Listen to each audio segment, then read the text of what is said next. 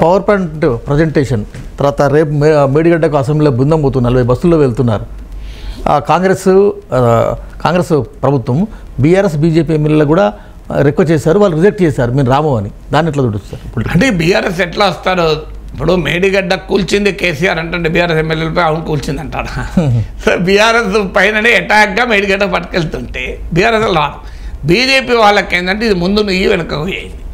ఎందుకంటే మేడిగడ్డలో అవినీతి జరిగింది అని బీఆర్ఎస్ను విమర్శిస్తున్నారు.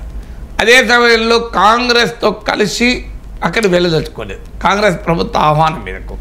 అందువల్ల వాళ్ళకు గందరగోళంలో వాళ్ళు పడ్డారు. అలాగే కేఆర్ఎంబీ విషయంలో కూడా వాళ్ళకి అదే గందరగోళం. దానికి ఏమనాలి? ఇప్పుడు కేఆర్ఎంబీ కేంద్ర ప్రభుత్వం ఆధీనంలో ఉంటుంది. కేంద్ర ప్రభుత్వం క్లారిటీ ఇవ్వాలి కదా. తెలంగాణ ప్రాజెక్టులు అప్పచెప్పిందా అప్పచెప్పలేదు చెప్పచ్చు కదా. కేఆర్ఎంబీతో ప్రైమ్ మినిస్టర్ హోమ్ మినిస్టర్ చెప్పించవచ్చు కదా.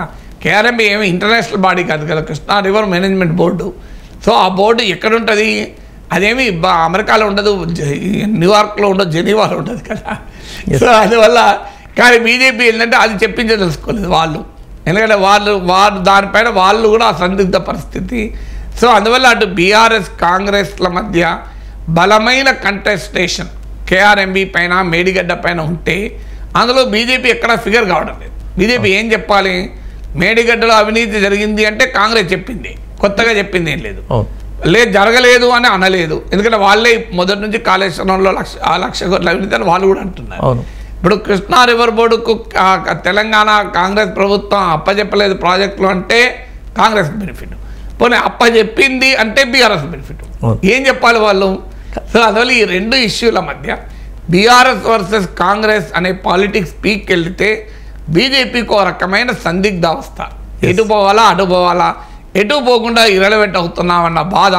ఎందుకంటే ఈ మేడిగడ్డ విషయమైనా రేపు కృష్ణా రివర్ బోర్డు అయినా పరిష్కరించాల్సింది కేంద్రం కూడా. ఎందుకంటే ఇందులో కేంద్రం తన పాత్రను వదిలేసుకోలేదు. సో ఎందుకు కేంద్రం పరిష్కరించలేదు? ఇప్పుడు అటు ఇటు పోయి ఆఖరి బీజేపీకి వస్తుంది కదా. అయ్యా మరి కృష్ణా జలాల్లో తెలంగాణ వాటా తీర్చి ఎందుకు తెలుస్తారు? ఇప్పుడు పోలవరం విషయంలో అధికారంలోకి వచ్చిన వితిన్ ఫస్ట్ క్యాబినెట్ మీటింగ్లోనే పోలవరం ముంపు మండలాల్ని క్యాబినెట్లో పెట్టి ఆంధ్రప్రదేశ్కు తరలించింది మోడీ ప్రభుత్వం.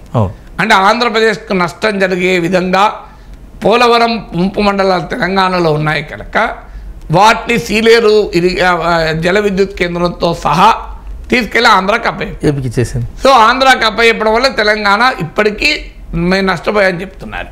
మరి అది చేసినప్పుడు ఈ కృష్ణానదీ జలాల వాటా ఎందుకు తెలిచారు? అంటే ఆంధ్రప్రదేశ్కి ఉపయోగపడే పనోమో ఆగమేఘాల మీద ఫస్ట్ క్యాబినెట్లో ఎజెండాలు కూడా పెట్టకుండా చేసేశారు. మరి తెలంగాణకు సంబంధించిన అంశం పైన ఎందుకు చేయరు అనే ప్రశ్న పదే పదే తెలంగాణ బీజేపీని వేధిస్తుంది. సో మీరు ఎందుకు మరి కృష్ణా జలాల వాటా తేల్చలేదు? ఇప్పుడు తెలంగాణ ఈ కేఆర్ఎంబీ అనే చిన్న ఇష్యూ, ప్రాజెక్టులో కృష్ణా రివర్ మేనేజ్మెంట్ బోర్డు పైన ఉంటుందా, తెలంగాణ ప్రభుత్వమా ఆంధ్రప్రదేశ్ ప్రభుత్వమా? అల్టిమేట్గా నీళ్ళే కదా. బోర్డు ఎవరు ప్రాజెక్టులు ఎవరు మేనేజ్ చేస్తేంది, అడ్డగోలుగా నీళ్ళే తీసుకెళ్ళలేరు. ఎందుకంటే ప్రాజెక్టు మా చేతిలో ఉంది కనుక మొత్తం మేము వాడేస్తామన్నారు కదా. అది సాధ్యమే కాదు. సో అది టెక్నికాలిటీ. బోర్డు ప్రాజెక్టుల నిర్వహణ ఎవరి చేతిలో ఉంది అని, ప్రాజెక్టుల నిర్వహణ మా చేతిలో ఉంది కనుక మొత్తం మేమే వాడేస్తాం తోడేస్తాం అంటే ఒప్పుకుంటారా? ప్రాక్టికల్గా సాధ్యం కాదు కదా. ఇప్పుడు మా దగ్గర ఒక కరెంట్ ప్లాంట్ ఎన్టీపీసీ ఉంది, అక్కడికి వెళ్ళి కరెంట్ మేము మోనీయం వేరే రాష్ట్రానికి అనగలమా? సింగరేణి బొగ్గును తెలంగాణలో వాడతాం బయటికి మోనీయం అని అంటానమ్మా?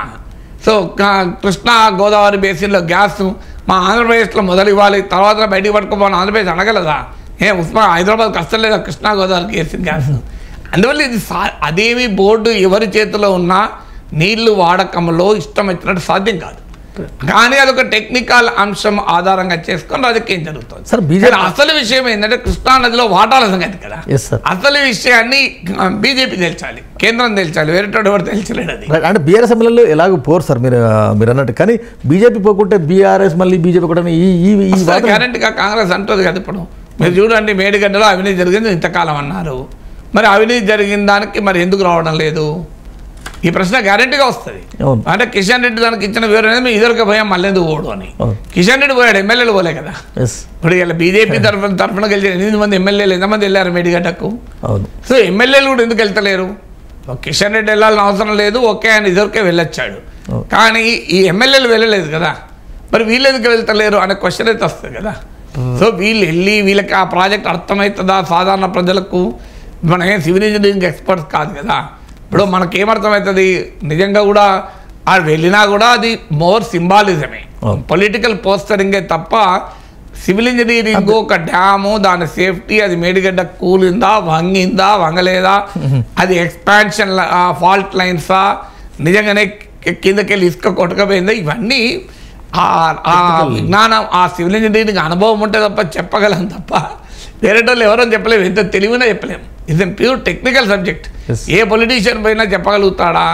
సో వాళ్ళు చెప్పగలిగిన రాజకీయ స్టేట్మెంటే ఇస్తారు చూసిన తర్వాత కూడా, ఎందుకంటే అది సాధ్యమయ్యే పని కాదు కదా. మనకేమర్థమవుతుంది, ఇప్పుడు పేషెంట్ని చూస్తే నువ్వు నేను చెప్పగలమా రోగం ఏదో, అదే డాక్టర్ చెప్పగలడు. దట్స్ ఎ సైన్స్, అదే డిఫరెంట్ సైన్స్ కదా. సో అందువల్ల మేడిగడ్డకు నేను పోయినా నాకు కూడా అర్థం కాదు. ఇప్పుడు మేడిగడ్డకు ఏం జరిగిందని ప్రాజెక్ట్ చూస్తే అర్థమవుతుందా మనకు? Political show. సో అది పొలిటికల్ పోస్టరింగ్, షో అని అనలేక పోస్టరింగ్. సో అందరు వెళ్ళారు ఇప్పుడు. సో వరద నష్టాన్ని విమానం నుంచి ముఖ్యమంత్రులు ప్రధానమంత్రులు అలా అలా తిరిగి అంచనా వేస్తారు. సో హెలికాప్టర్లో వెళ్ళి వరద నష్టం పూర్తిగా అర్థమవుతుందా? సో అదొక పొలిటికల్ పోస్టరింగ్ తప్పనిసరి పరిస్థితి. ఆ పొలిటికల్ పోస్టరింగ్ బీజేపీ ఇప్పుడు ఏం చేయాలి? వెళ్తే కాంగ్రెస్తో కలిసి బీఆర్ఎస్ పైన అటాక్ చేసినట్టుంది, వెళ్ళకపోతే బీఆర్ఎస్తో కలిసి మేడిగడ్డలో అవినీతి అన్నారు, మనం మాట్లాడతలేరంటారు. ఈ అవినీతిలో కేంద్రం కూడా భాగస్వామి, లేకపోతే ఎందుకు రారు అనే ప్రశ్న ఎదుర్కోవాలి. అందువల్ల బీజేపీకి మాత్రం సమస్యగా మాత్రం మారుతుంది. ముందు ఈ పెరిగి